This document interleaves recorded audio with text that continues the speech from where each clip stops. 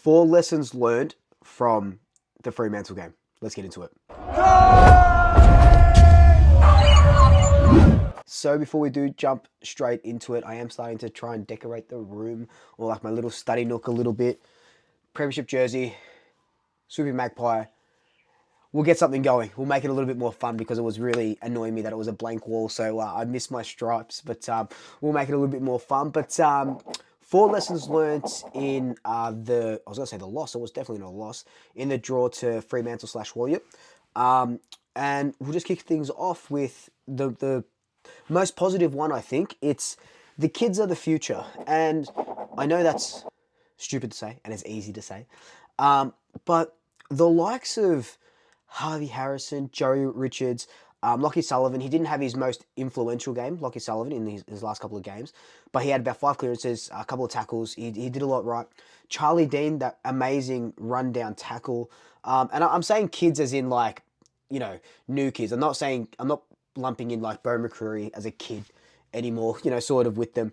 Those 4 guys, Ed Allen and Will Parker, weren't able to show a lot. Ed Allen, both those kids were sort of forced in. Maybe they were a little bit underdone. I'm not too sure. Probably wasn't the right time, but with all the injuries, we have to play someone. But it's amazing that they got a run, which is incredible. I would have loved to see Ed Allen do a little bit more hard running and stuff. But again, he couldn't because he had to play as a key forward, which is crazy because we had no key. So Ed Allen is playing as a key forward when he's a wingman and he's supposed to be running box to box. 50 to 50. You know what I mean? And Will Parker did a little bit when Cox came on. He set up Bobby Hill's goal. He's got a really nice kick on him. You can see why he was touted as a really high draft pick. So that was great. But the kids that we do see a lot of, like Harvey Harrison, Joey Richards has kicked a goal in every single game he's played. So that's 3 games and a bunch of goals. It's absolutely incredible, and I'll say this until the cows come home, and I'll say this, in every single one of my videos. But it's so nice to see that we do have this depth now, and these guys are going to be on the sheets for a very, very long time. I see Joey Richards as Jamie Elliott's replacement, Lockie Sullivan as that inside bull replacement of Tom Mitchell. Harvey Harrison just doing Harvey Harrison things. There's no way he comes out of the team even with a Jamie Elliott back in. You can see maybe, Jory Richards and possibly Lockie Sullivan dropping out when Tom Mitchell and all these other premiership guys start coming back in, which is fair enough.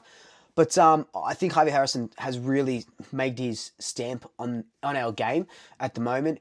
Kicked 3 goals, 2 in the first quarter, and absolutely incredible. Lots of score involvements and stuff like that. So these kids are exciting. They're so exciting, and it brings me so much joy, even though we drew and it was disappointing. It was a very nice positive thing to have.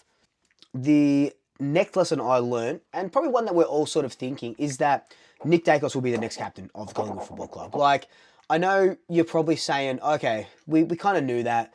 Like, yeah, Nick Dacos, the best player in the team, pretty much, best player in the competition. Of course, he's got to be captain. But what I saw from Nick and what everyone's sort of pointing out is when that's Lockie Sullivan got that free kick against him for time wasting, he came in, told everyone, calm down, reset, calm Jack Crisp down, got everyone back into position because, he's trusting the process. It's the next thing now. There's no point arguing with the umpire. He's made his mind up. He's never going to not call that or change his mind. So Nick Dacos comes in, leader.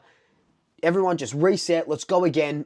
Let them have this. We'll get the next one. And I thought that was very good from a 21-year-old. I thought that was incredible. It showed incredible leadership. Even Scott Pendlebury said that Nick Dacos' on-field IQ is insane, and he's able to call plays and stuff. So Nick Dacos is the next Scott Pendlebury, and I don't know how many years Darcy Moore has left in him as captain. Maybe he'll want to do a handover like Scott Pendlebury did. But Nick Dacos is definitely that guy. Like, just absolutely incredible, and will lead this team. Even if he's not a captain at the moment or in the near future, he will lead this team to so much more glory than we've ever seen before.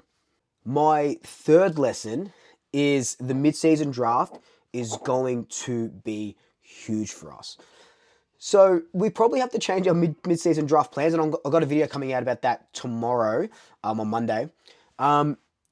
Cox goes out with a concussion, so he'll miss this week against the Doggies. And then he's got bone bruising.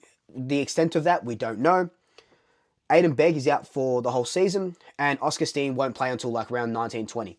Darcy Cameron is our only recognised ruckman. Now, when Darcy Cameron and Mason Cox and stuff went out last season, early last season, we had Dan McStay kind of rucking, then he got injured. So it was just Billy Frampton and Ash Johnson doing the ruck. So I dare say we see Billy Frampton in the ruck a little bit more, but this mid-season draft could set us up for the rest of the year. We need tools. We absolutely need tools, and I'll dive into it a little bit more. But that's who we should be targeting. There's no point targeting mids or backs anymore. We need tools. We need a ruckman, a backup ruckman. This is why the mid-season trade period would be absolutely amazing. I know you're going to come up and slap me across the face, but with the players that we don't have now, could you imagine we trade for just a Rory Lobb? Like, I know he wants out, that he's playing VFL, but we trade for Rory Lobb and he just helps us out for the time that we need him, and we get him for chips, for nothing, right? It's just these sort of things where, in the soccer, they're not really making big name signings mid-season. They're just helping their stock department with places that they need. And we need a big tall. We know we're not going to get a key forward, so Rory Lobb would be the next best option in a mid-season trade period.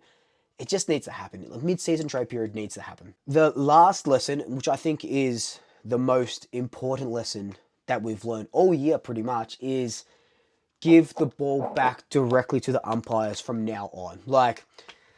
You just have to now. And what I want to see is, I want to look, and I know Craig McRae isn't going to let them, but I can be very petty when I want to be.